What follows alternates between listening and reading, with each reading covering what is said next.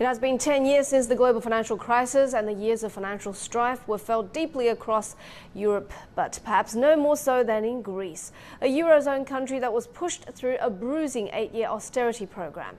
Mariam Zaidi takes a look back at Europe's financial crisis. 2008 was a year that crippled capitals globally. The US subprime mortgage crisis spilled over to European banks. By late 2009, entire banking systems began to collapse in Iceland, Portugal, Italy, Ireland, Greece, and then in Spain. Eurozone countries couldn't bail out their banks because they couldn't even manage their own government debt. Something was needed to keep the euro from collapse.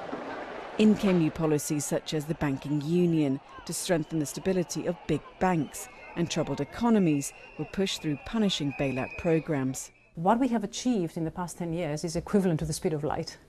It is incredible what we have managed to do in Europe. It's not complete, but it is actually steps forward that really increase the robustness of the system, centrally on the financial side. What we have prepared for is for the types of problems that we've seen in the past. Last month, Greece successfully concluded its debt bailout program. But after 8 years of bruising austerity, it has left many without their livelihoods, pensions or decent salaries.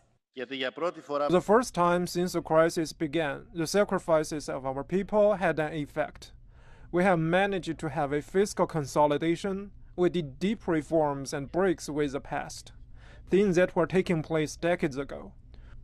We managed to go from the spiraling of the crisis back to economic growth.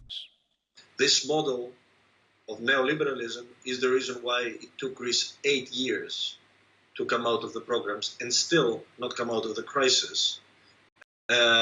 If Europe, the IMF, and of course the Greek governments from the beginning had taken a different route, just like the route that the US took, for example, by throwing money into the problem, probably Greeks would have suffered far less.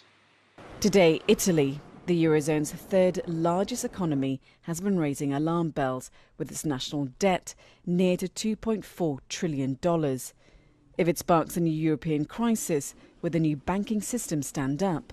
And would Europe be able to bail it out? It would be very difficult to, what I call, save Italy the way that Greece was helped, simply because it is a very big country. I mean, and so the money that is required in proportional terms, if you compare the money that was given to Greece, if the same type of money needs to be given to Italy, it will be very difficult for Europe to find that money. Is a new financial crisis yet to come? While former British Prime Minister Gordon Brown warns that today's trade wars and disagreements over issues like climate change and nuclear arms have left us in a leaderless world, and that without international cooperation, getting out of another global financial crisis may not be easily done. Mariam Zaidi, CGTN, Brussels.